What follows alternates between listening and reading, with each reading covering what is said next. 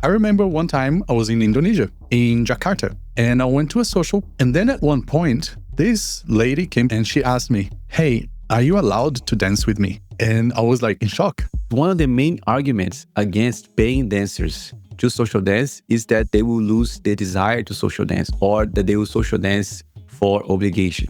In festivals, there is a certain issue with the expectation that the artists are there to dance all night. This need to be at the social with the body tired that would otherwise go to rest. That's when the obligation kicks in. And that's when sometimes I go to the social, we're like, I gotta be here. 5 days of work, 4 hours paid. Would anybody do that in your right mind? In nonviolent communication, they said that the word should is the most violent word in the English language. You are hiring people to social dance disguised as teaching.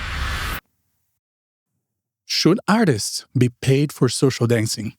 Is it a service, an obligation, or a passion? This is a hot topic that resurfaces every year, but can we find a clear answer? Well, let's find out. Hello everyone, and welcome back to ZoukNerds. In this episode, we are tackling the disconnect between what artists are paid for and what they are expected to deliver. We'll discuss the intense demands on artists and explore why the current expectations for free social dancing can generate resentment for some professionals. It's time to seek clarity and a solution that benefits both attendees and artists. So, let's go!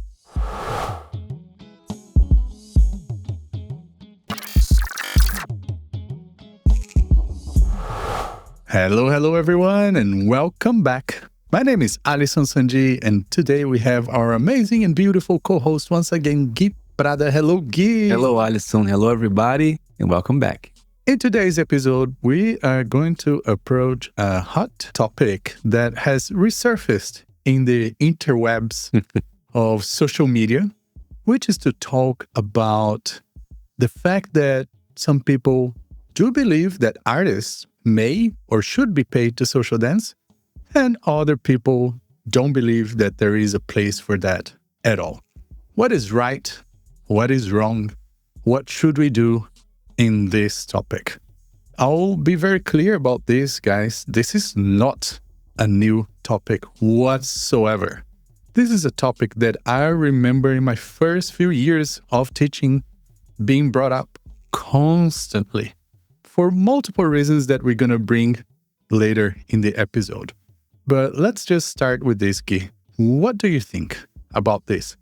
Does it make you feel any type of way? Right, wrong, positive, negative? Oh, man. That's a very interesting topic. I have lots of opinions about it, especially because of my history as a social dancer. I would say I don't see a problem with it. I'm going to say right away that I don't see a problem with it, depending on how it's done. I don't think the matter of paying a teacher to social dance, I don't think that's a problem. I don't think that's something that we should avoid. Not necessarily, depending on how it's done. Like everything, we have several pros and several cons related to this topic. Considering the current state of affairs in the partner dance, social dance world, I can only speak for Brazilian Zouk at the moment. However, I listen what the people that I know that belongs to the bachata, to the salsa world, to the tango world. I hear some of the things they share with me about the same topic.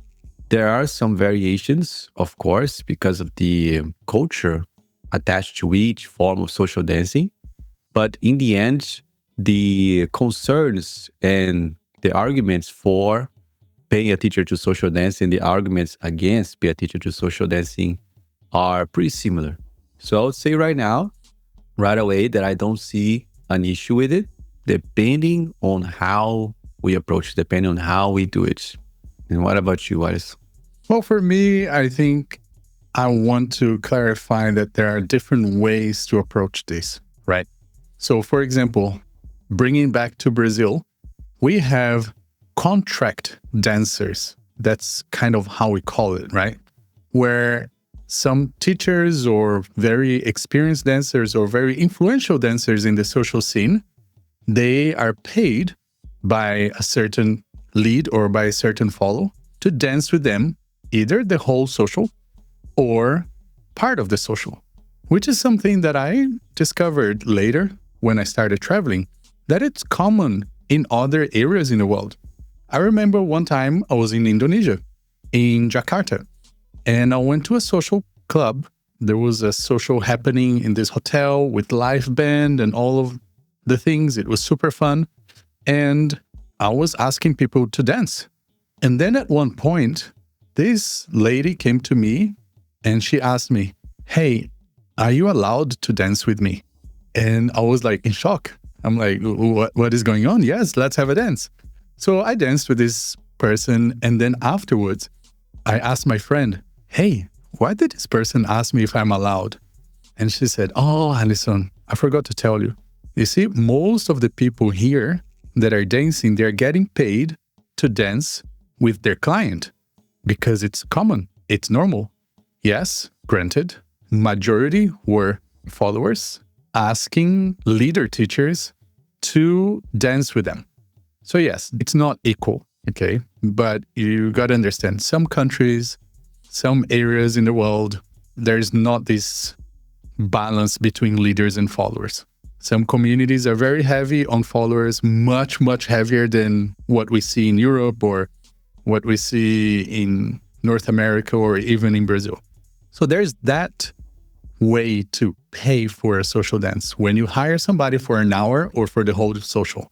And then there are things that I've heard from other communities where they sell tokens, where you can exchange a token for a social dance. I'm not sure if that exists in Brazil or multiple places, but I've heard of that being a thing as well. Whatever the reason is, that exists. And Gui, you might say that in Brazil there is, right? Yes, we call it Baile de Ficha. So this token... How does that work? Is exactly that. The person gets to the social and they buy a certain amount of tokens. And each one of them is one dance. So there are several people there available to dance. And like Alison said, the vast majority are leaders who are available to dance. And the vast majority of people that look for the service or used to look for the service in my time were the older ladies. And they would go buy several of these tokens. And then each dance you have with them, they give you one token. At the end of the night, you go and you exchange that token for a certain amount of money. So each token was a small amount. So I remember for us to do like 150 reais, I think, or something around that, we needed to have danced almost every song of the night. If we danced every single song of the night, we would make between 150 and 200 reais if we just got one token per dance, per song. Because sometimes the ladies really liked you and you dance one song with them and they'll give you like 3-4 tokens. Because it was much more common, you dance one song and you change partners. So it was easy to keep track. It's one song, each partner. And then because several of the guys dancing there, that was sometimes one of their main sources of income. They were there to dance the whole night. Yeah. So that was their work. And that's something really interesting because one of the main arguments against paying dancers to social dance is that they will lose the desire to social dance or that they will social dance for obligation. And I met several of these boys back then. I was one of them for a little while. And then I realized that this was not for me. It was normally in Rio, was on a Wednesday. On a Wednesday, I would go to Copacabana after work. You know, it was like a late social. And dance there and need to go back. But it was a Wednesday, Thursday, I needed to go to work again. So it was too much, so it was not for me. But for a lot of the boys, it was an important source of income. And I connected with several of them. And of course, we always want to know if they are doing this with joy or if they are just going because they need to go. And some of them were doing because they needed to or because it was one source of income that they found. But there were others that liked it. There were others that really enjoyed doing it, you know? So this is something that I find important to share, because even though they were doing it for the money, or they started doing it for the money, or they ended up doing it for the money, they still enjoyed dancing. They liked dancing. They created a relationship with the ladies that used to be regulars in these socials. And you would see them interacting, and you would see that they became friends. So it was a service that they were providing. And it was a service related to partner dancing, which ideally is something that you don't need to pay to receive. Né? That's in the ideal world. However, in that circumstance, the ladies found that that was the place that they would for sure get a dance. So the certainty of dancing for them was more important to whether or not the person who was dancing with them was dancing with them because they wanted to. And that's something really important to consider, guys.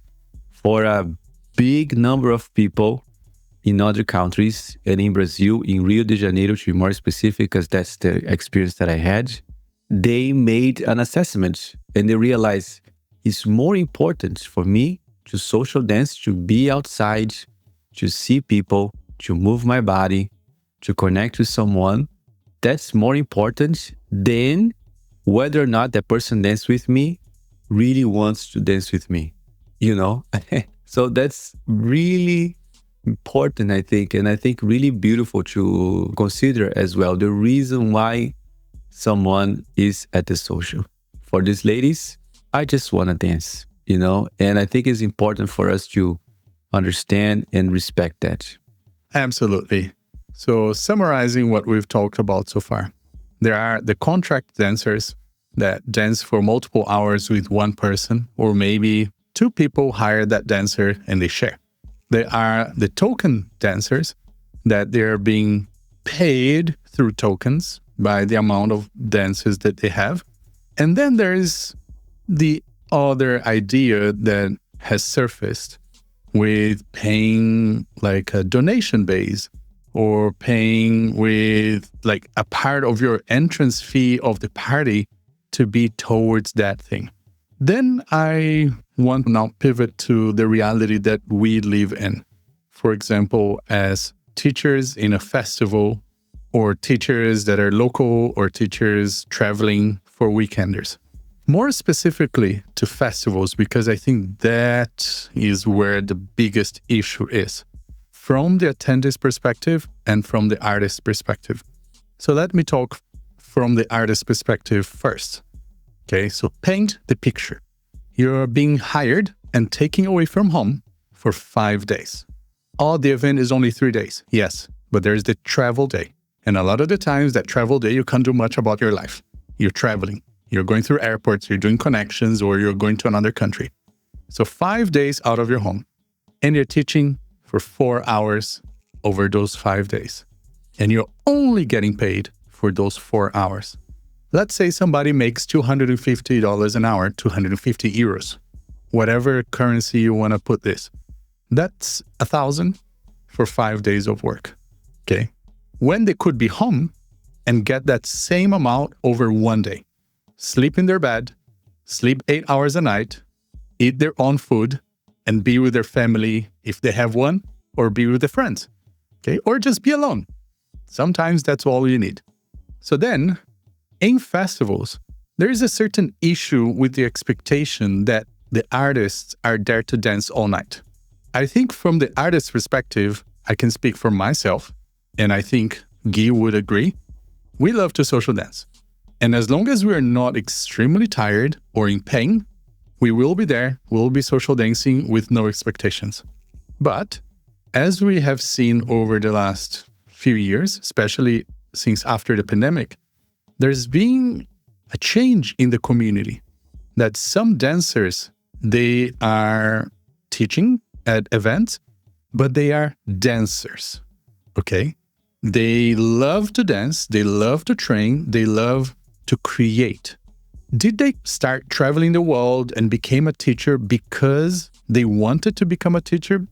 No.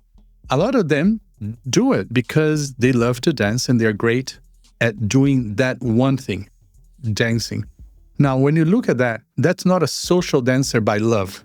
that is a dancer by love, somebody who loves to express their art. Social dancing may not be their passion. Other dancers became famous and became a teacher because they were social dancers. And that is a different path. And for myself and for Gui, we were social dancers and bolsistas for so many years before we even tapped into teaching, before we even tapped into doing a demo or having people looking at us. So there's different types of motivations. I am not saying one right and one is wrong. All I'm trying to paint the picture here for you guys is that we do have different types of artists. We've always had, but I think it's more obvious nowadays. Okay. Sidetracking a little bit. Some of you may be familiar with RuPaul's Drag Race, which is a show that I love and I'm a super fan since the first season. There's been a lot of discussion on that talent show. For those of you who don't know, it's a talent show for drag queens. Okay, let's put into picture talent show for supermodels, talent show for dancers. A lot of these people, just like in our community, they came from the ground up. But others, they are the new generation. They came from social media. So they don't have the skills from the ground up of being a bolsista, being a social dancer, being all of this for many years and teaching beginners class night after night for years before they got to being famous and traveling the world. And that is okay. There is a space for that. Now, whether those people want to be at the social every night, social dancing with everybody for free or not, that is a point that we want to discuss. Whether we that came from social dancing would like to maybe receive something as a compensation, as a gift for being at a social and dancing either early, in the middle of the night, or late, that's what we want to discuss here. For example, talking about the token, right? I was discussing with some friends and I thought about some ideas because I'm always thinking about charity or thinking about the community on how we could do this in a way that hopefully can be productive. So if we were to paint a picture where paying for dancing becomes the norm or becomes something that is acceptable by most people in the community, I see that this can be done in a positive way. So let's say we do 1 hour of the social. People can buy a token to get a dance with somebody. It can be a teacher, it can be a guest, it can be somebody in the social. And that token can be donated either to charity, so whatever that person paid, the money goes to charity, or if it's an event that is trying to embrace the community and be more inclusive, that money can be towards subsidizing full passes for people in the community that cannot pay for the event, or to buy food for the volunteers, or to provide something back to the community. So in that case, I see as something like, you know what? I'll be happy to give my 1 hour and dance with as many people as possible and get the tokens. And then those tokens, I know that will not come for me. It's okay. But it will go towards something back to the community. That's one thing. The other thing, like you said, back in our days, we did this kind of things because it was our source of income. For some, it was supplementary. For some, it was the only income. Because the competition in Brazil to become a teacher is huge. So some of these people in Brazil, they are teacher level, but they don't have the opportunity to teach. So what do? They go to socials and they get paid to social dance. Okay. And that is a reality that I do see happening outside of Brazil.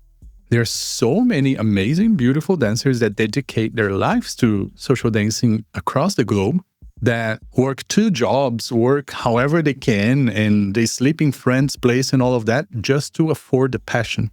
So wouldn't it be nice if those people could also get something out of their social dancing?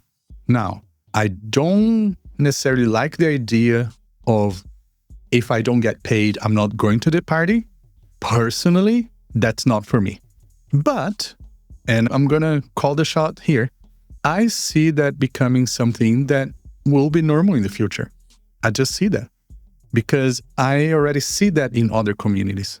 There are other dance communities or arts communities that the talent that came to teach and came to perform, they don't go to socialize. They don't go to the party. They came to teach. They came to perform. Back to the hotel, beautiful night of sleep. Tomorrow, they teach, they perform again. So I see that there is a space for that level as well. Okay, so with this conversation here, Gui and I, we really just want to open the mind of how we see this instead of just seeing it from a personal side of like, if I ever have to pay for a social dance or if I ever get paid for a social dance, I think it's wrong.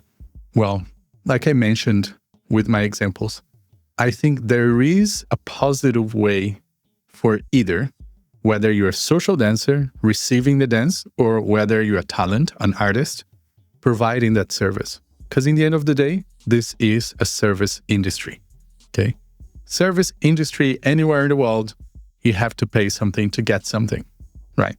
Yeah, exactly. And it's a very good point. We are providing a service, right? And one of the most important things I think to keep in mind is that the service that we are paid to provide, and speaking as a teacher now, is the class. So we are explicitly paid to provide the service of teaching a dance class. With teaching a dance class come all these other expectations, and that includes social dancing. So on paper, we are paid to teach the class.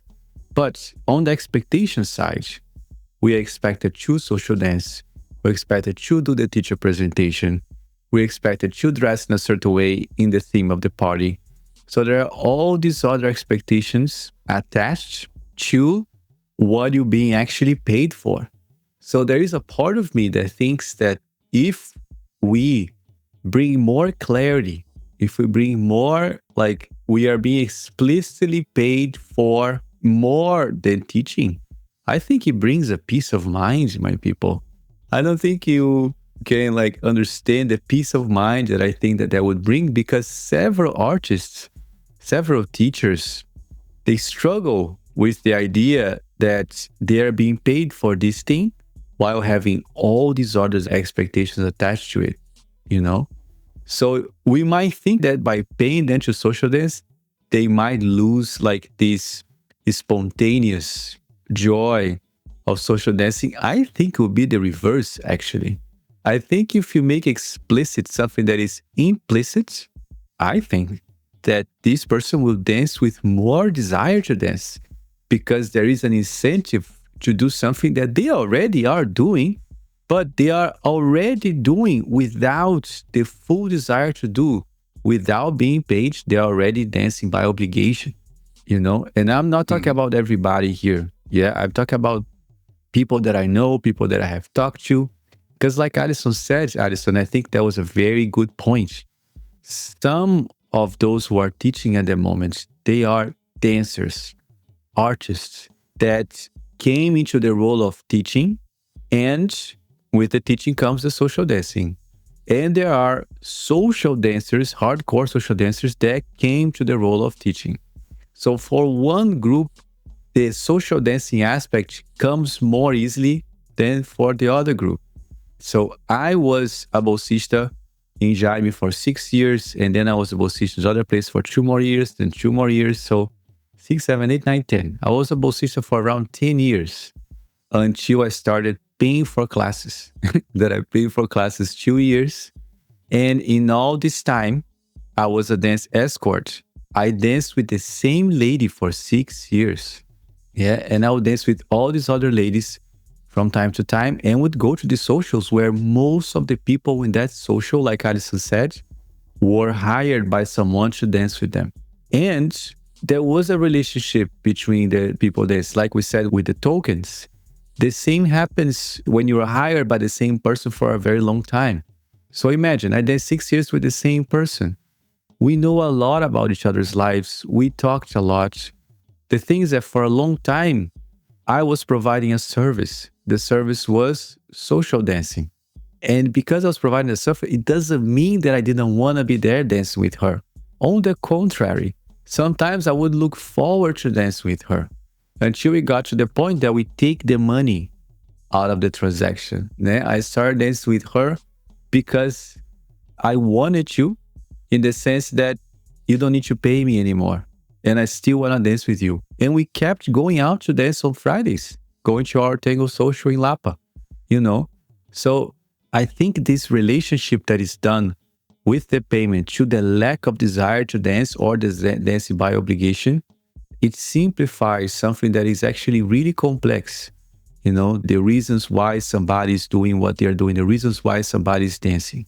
I think because of my long history as a social dancer before becoming a teacher, the environment of the social has a very particular meaning to me.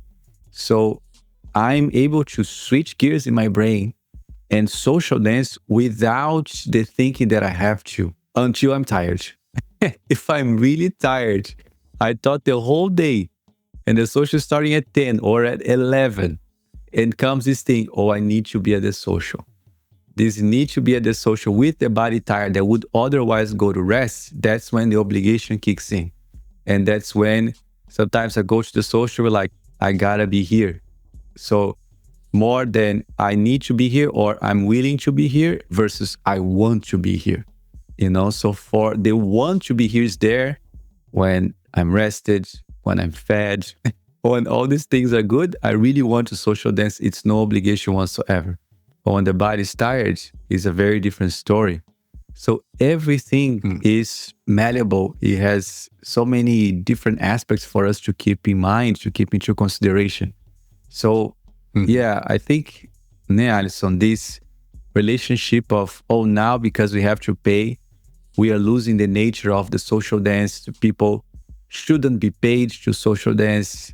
I think it's simplistic. I think it's a simplistic point of view that doesn't consider the high complexity that exists in this field of ours. Yeah, and talking as an organizer now. Okay, so I think so far I've organized 15, 16 festivals. And I see the value of hiring somebody just to teach or hiring somebody just to social dance. There are teachers that I would happily pay and tell them, hey guys, this is how much is your class? Okay, cool. I'm just going to pay for your class. No socials. Don't worry about it. If you want to show up, sure. But there's no expectations for the social at all. And then other artists that are like, hey, Alisson, I want to come and teach and social dance. I'll be there every night. And I'm like, okay, what's your fee? Oh, teaching fee is this. Social dancing is this. Cool. I'll pay for both because I know they will do it. I know that they love to social dance and they always bring a huge value for the attendees. Once again, guys, I'm talking as an organizer because this is business. Okay? People paid for a full pass. They want certain services. They have certain expectations. So as an organizer, I'm trying to meet those expectations. And then, yes, I would probably either pay or comp and give free passes to a few dancers and go like, hey, I'll give you a free pass or I'll give you this much money. And your task is 2 hours every night. You go social dance with as many people as possible, especially those who are not dancing with anybody else. Yes. If you see somebody who's been sitting down for 5 or 10 minutes, go there and ask that person. If somebody asks you for a dance and you see that they've been dancing already, say, no, I'm sorry, I'm going to ask that other person first because they haven't been dancing for a while. This is what I want to do, or this is my job tonight, or for the next hour, whatever there is. So there are ways that we can actually see this as a benefit to the attendees and to the community instead of thinking that this is a cash grab from the artist's perspective. Oh, the artists just want to make some more money. Oh, the artists just want all the money in the world. Okay, let's backtrack here. Please. 5 days of work, 4 hours paid. Would anybody with a professional career of being self-employed and having no guarantees that if you break a foot, you're going to get paid or you're going to get sick leave if you're sick, would you do that in your right mind? I think dancers are the only crazy people who do that. I do that because I love it. And, I know I'm the crazy one.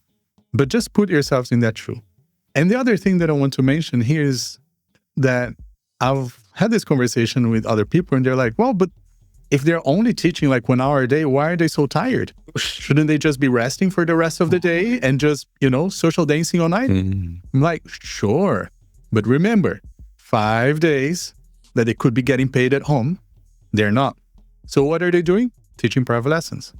They're trying their best to complement their income because festivals don't make money. Festivals don't have a lot of money to throw around. So most of the times, teachers do charge a lower or a reasonable fee, like counting on some private lessons to supplement that value and go like, okay, the event is going to give me this much and I'm going to make the other 50% with private lessons or with any other thing. Okay. So there it is. You have to somehow make it work financially as an artist. So talking as an artist. Now, going back to talking as an organizer, I really see the value on providing different experiences for attendees. So there are attendees who barely get to social dance. Maybe they would be happy to enter this 1 hour or 2. I'm not somebody who would like to do or defend that this should be done all night. I'm just going to put it out there. I do support the idea with certain parameters. Okay, so 2 hours of the social, 1 hour of the social, we have that thing happening. And then before and after that, it's a free for all. Do as you wish. Okay, so I think that as an organizer, this could be a beneficial thing for the attendees. Now, what happens to the money? That's a separate thing. It's a separate conversation that you can have with the community, you can have with the organizers, or you can have with the teachers. Like there are events that are more charity or community focused, so they'll do that thing. There are events that don't have enough money to pay the artists, so they'll go like, hey guys, we're going to do this, and this is going to be part of your payment. Some artists may be okay with that. And there are events, like Gui mentioned in Rio, that social is specifically called the token social. Token social. Baile de Ficha. Yeah. Okay. Baile de Ficha. Token social. So if you're going to that social, you know how it works. But also, you're going to get what you want. Mm-hmm. And some people are very happy with that. And that's exactly my point. You know what you're getting. It's very clear. You know if you buy the thing, you're going to get a dance. That's all. Yeah. For example, I choose to pay more for a massage whenever I go for a massage because I don't book.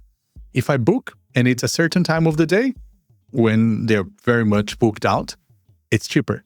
But because I need the flexibility in my life and I prefer to have the flexibility, I pay more. But I get what I want. I get to have a massage when I want, but I'm going to have to pay more. Okay, so this may not be so relatable to everyone listening or to people who understand the community from a different perspective, such as a student or a social dancer. But looking at the community through the lenses of being in every seat over the last 20 years, I do think there is an opportunity for a conversation because at this point, it's not that is it going to happen. For me, at this point, what I see is that it is going to happen. Now, how we go to that, how we get there is something that I think we can do better. How whatever people complain about the community today, we could have done a better job maybe 5 or 10 years ago to not be in a negative situation today. So if we think about how we can incorporate this in a way that makes sense for both parties, I think it's something that people will not see it as negative as it is right now in the social media, as the conversation is happening this week, which is the week of mid-October. But as well, like this conversation has been part of the community forever. At least once a year, this thing explodes. Yeah. Same topic every year. Yeah, it's been around for a while. And I think I'm more skeptical than you, Alisson, a little bit about how early this is going to happen. I don't think in the Brazilian Zouk community it's going to happen anytime soon, to be honest. From what I see, mostly. Maybe not from the social dancers, but I can tell you that for at least I'm going to say close to 15 years, but at least the last 10, 100%, full confidence. For the last 10 years, I've heard of multiple top traveling couples saying, look, guys, I'm going to start charging for social. Yeah. No. I'm going to start charging for social. I'm going to put that in my contract. Yeah. Like, I heard it too. It hasn't happened. It hasn't happened. I mean, it has happened maybe a year or two, but there was a huge backlash. Yeah.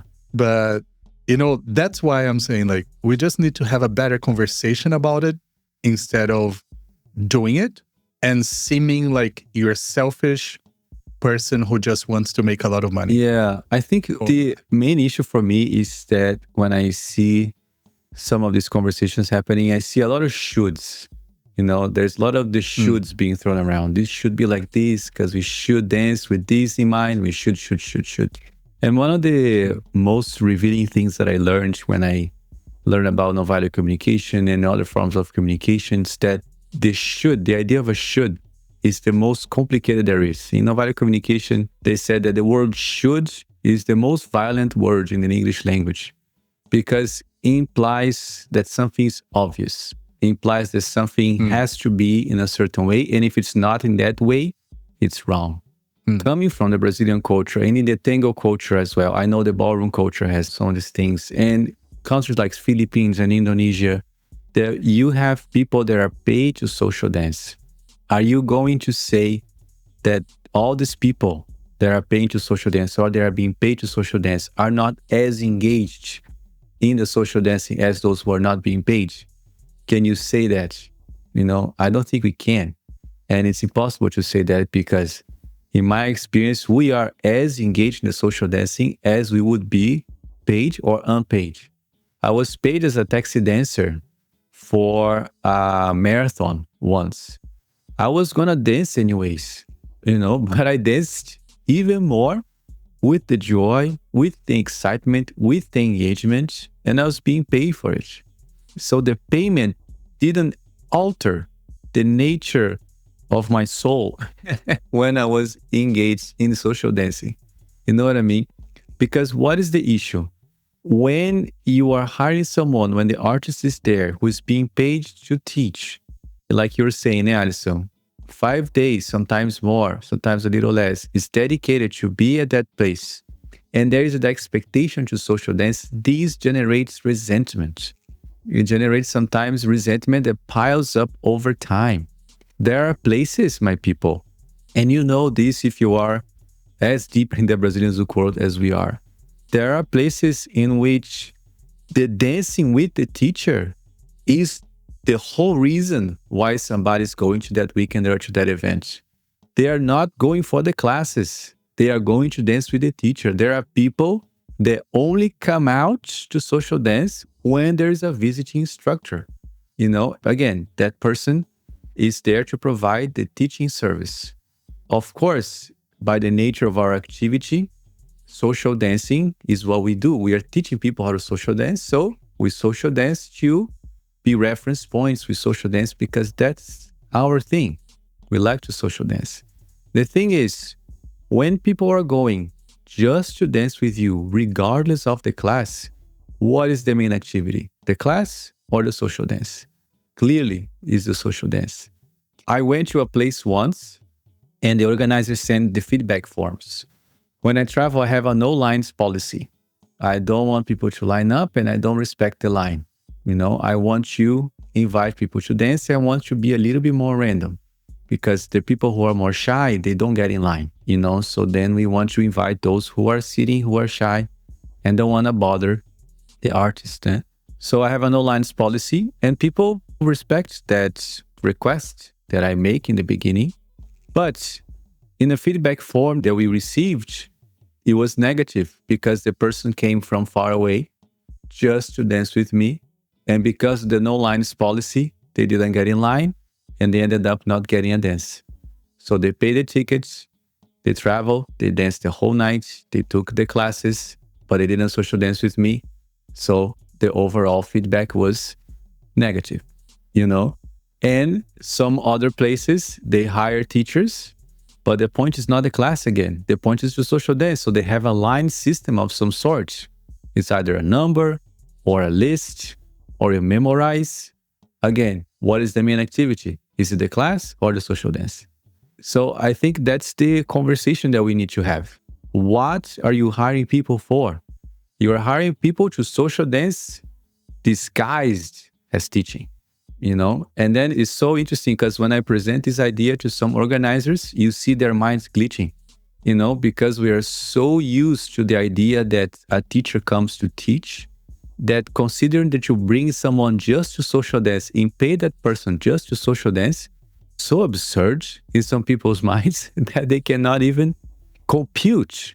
But then I ask, what is the main thing they're coming to do? They say to social dance. So like, okay, so why don't you take the classes away? And the big feature of your weekender is social dancing. You do some sort of like, quote unquote, like a mini marathon, which the feature is the social dance. And the teacher is there available for 4 hours, the same amount of time that they would teach. Teach for 4 hours, social dance for 4 hours. So swap one for the other.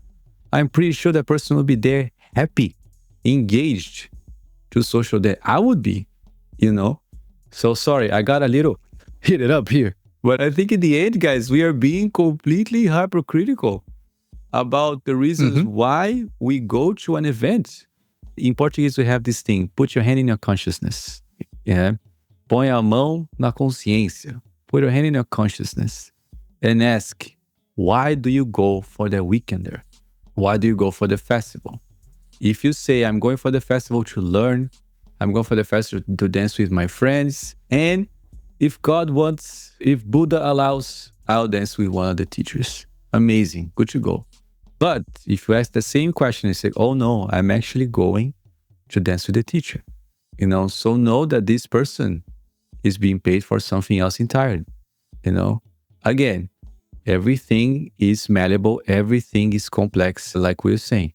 We teach social dance, so social dance is our main thing, and we do want to be on the floor showcasing how social dance can look like, can feel like, the energy, 100%. The thing for me is that we are mindful of the expectations. What is the expectation that you are creating for that person over there? Because Alison and I, we heard so many times, people also on social media going hard on the teachers because they're not social dancing. Everybody, they should be social, they should shows up again. They are social dance teachers, they should be on the floor. I agree that it's good for the person to be on the floor, showcasing what he or she is saying in class, demonstrating what they are saying in class live in front of you. But then if you have that as an obligation, it changes completely. You know what I mean? So keep those things in mind, my people. I was a lawyer and I was paid to be in the firm. But then there was an expectation that we'd be outside of the firm, replying to the emails. We needed to put the app of Outlook on the phone. It was a requirement for us to be responding to emails outside of the office. But we were like, no, but I'm being paid to be at the office, but there's this obligation, this expectation. And then if you don't reply the emails outside of working hours, you are not seeing with a good eye sometimes because you're not putting too much effort. So it's kind of similar to us here. We are being paid to teach, but there is this expectation for us to do these other things, So it's very complex, guys. It's very complex. So I really think it's not very healthy if we go into this should be like this should be like that, before having a more ample conversation with all people involved. And taking into consideration each location situation, each community situation, each event. Some events more about learning, other events are more about social. Yes. Okay, so when you go for a learning event, an event that is all about 2-hour classes or 1.5-hour classes or long afternoon classes, all of that, that's the main thing. The social is a place that you're kind of going to practice what you've been working very hard all day. Yeah. But then if it's an event that you're just going and it's party, then that's the main thing of the event. But like I said before, I think nowadays we have a lot more artists that are being featured globally. that didn't come through the usual path from being a social dancer to being an assistant to being a local teacher to then being a traveling teacher. Yes. They came from social media. They came from being amazing dancers. And they might actually be happier, give better classes, and give even more attention and possibly social dance with a little bit more passion if they're not expected to social dance and they're just getting paid to teach and perform. And then they decide to go to the social because they're craving that social. They go and they dance all night. Exactly. But then if you make them come on the Thursday night, the Friday night, the Saturday night, the Sunday night, and be there for 4 hours, every hour of those 4 hours will be with, not that excitement and maybe some resentment. So I think there's a space for a conversation. I think there's a way to accommodate the desires of the attendees, or let's be more clear here, the clients. And also there are ways to have a conversation and please also the artists, the talents, the people who are being hired to come to an event. And that's what we want here. We want to start this conversation to open up this book that a lot of people maybe don't even know exists. Maybe you didn't even know this was a thing in Brazilian Zouk community. Yeah. But let me tell you, it's not just a thing in the Brazilian Zouk community. It's a thing in any dance community. And the reason why a lot of people actually don't like the dance community or stop social dancing, because there are many things in the dance community that is not going to be how you want it. But with us here, having this open conversation with you guys, hopefully this can give you a perspective and understand a little bit more and make better conscious decisions. And actually, if you're organizing an event, maybe you can change a little bit of how you run things. If you are an attendee, maybe you can think differently on what events do you want to attend, for what purpose you want to attend, and kind of like frame your expectations a little bit better.